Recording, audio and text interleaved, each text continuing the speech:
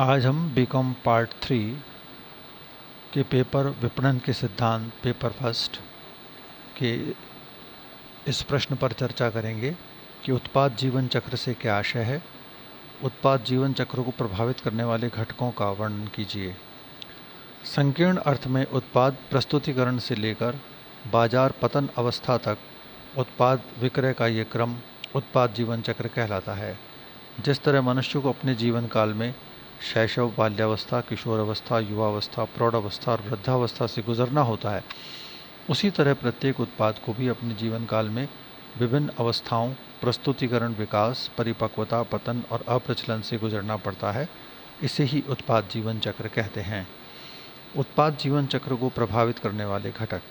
एक उत्पाद का जीवन चक्र जितना लंबा या छोटा होगा, किस अवस्था में समय अधिक लगेगा, किस में कम लगेगा, इसका निर्धारण तकनीकी परिवर्तन की गति, बाजार द्वारा स्वीकार करने की गति, प्रतियोगिता की सुगमतापूर्वक प्रवेश पर निर्भर करता है। उत्पाद जीवन चक्र को प्रभावित करने वाले प्रमुख घटक निम्न हैं। पहला है प्रतिस्पर्धात्मक प्रवेश की स्थिति। यदि बाजार में नए नए प्रतिस्पर्धी उत्पाद तीव्र गति से प्रवेश कर रहे हैं तो उत्पाद का जीवन चक्र छोटा होगा। इसके विपरीत यदि बाजार में प्रतिस्पर्धी बहुत धीमी गति से प्रवेश कर रहे हैं तो उत्पाद का जीवन चक्र लंबा होगा। यदि फर्म का उत्पाद ऐसा है कि जिसके विकास और प्रस्तुतिकरण में अधिक समय और धन खर्च होने की संभावना है, उत्पाद तकनीकी जटिलता लिए हुए है, जिसके लिए स्वयं का अनुसंधान कार्य आवश्यक है, तो भी जीवन चक्र लंबा होगा। सेकंड है तकनीकी परिवर्तन की गति। देश में यदि तकनीकी परिवर्तन की गति धीमी है तो जीवन चक्र लंबा और विपरीत दिशा में छोटा होगा। जैसे भारत में अमेरिका, जापान, फ्रांस, जर्मनी की तुलना में तकनीकी परिवर्तन की गति धीमी है, अतः यहाँ उत्पाद का जीवन चक्र लंबा होगा। थर्ड है बाजार स्वीकरण की दर। ग्राहकों द्वारा उत्पाद को अपनाने की गति तेज होने पर जीवन काल लंबा, अन्यथा छोटा होगा। बाजार स्वीकृति की दर उपभोक्ताओं की आर्थिक स्थिति, जीवन स्तर, शैक्षणिक स्तर, धार्मिक सांस्कृतिक परंपराएं और वातावरण पर निर्भर करती हैं।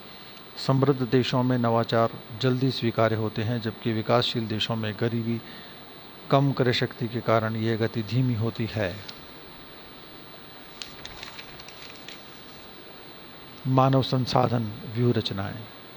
संगठन के पास उपलब्ध क्षमतावान, अनुभवी और दक्ष मानव संसाधन जो जीवन चक्र की विभिन्न अवस्थाओं के बारे में जानते हैं, इसकी नब्ज जानते हैं, तो उत्पाद जीवन चक्र को समय रहते कार्रवाई कर लंबा कर सकते हैं। जोखिम वहन करने की क्षमता। जिन उपक्रमों की जोखिम उठाने की क्षमता ज़्यादा होती है, उनके उत्पादों का जीवन चक्र लंबा होता है, क्योंकि वे नवाचार, विज्ञापन, प्रसार और विक्रय संवर्धन पर भारी व्यय करते हैं। बाजार चुनौतियों का सामना कर सकते हैं। इसके विपरीत जोखिम उठाने की क्षमता कम होने पर जीवन चक्र छोटा होगा। स्थानापन्न उत्पादों की उपलब्धता व विकास। जब तक किसी उत्पाद की स्थानापन्न उत्पाद उपलब्ध नहीं होता है, वह उत्पाद बिकता रहता है। विपरीत स्थिति में स्थानापन्न उपलब्ध होने पर जीवन काल छोटा हो जाएगा। संस्था की आर्थिक प्रबंध की क्षमता। यदि ये क्षमताएं सुदृढ़ हैं तो उत्पाद जीवन चक्र लंबा होगा, क्योंकि प्रतिस्पर्धा का डटकर मुकाबला करने में समर्थता होगी। यदि संस्था की आर्थिक प्रबंध की क्षमताएं कमज़ोर हैं तो उत्पाद जीवन चक्र छोटा होगा। संस्था की ख्याति एवं छवि। यदि ये दोनों अच्छी हैं तो जीवन काल लंबा होगा, अन्यथा छोटा होगा, क्योंकि लोग कंपनी के उत्पाद पर विश्वास नहीं करेंगे।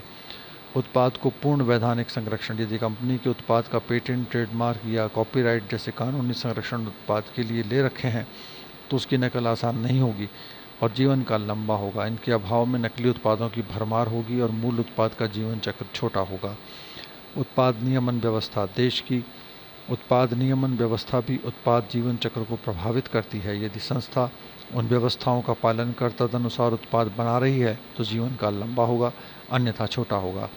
जैसे भारत में BS6 मानक के वाहन चलेंगे। अगर कोई वाहन निर्माता इसके अनुरूप वाहन बनाएगा तो बिकेंगे। समय समय पर बदलते मानकों के अनुसार परिवर्तन कर लेना उत्पाद के जीवन चक्र को बढ़ाएगा। डॉक्टर अनिल कुमार माथुर, सह आचार्य, व्यावसायिक प्रशासन विभाग, श्री गोविंद सिंह गुर्जर राजकीय महाविद्यालय, नसीराबाद।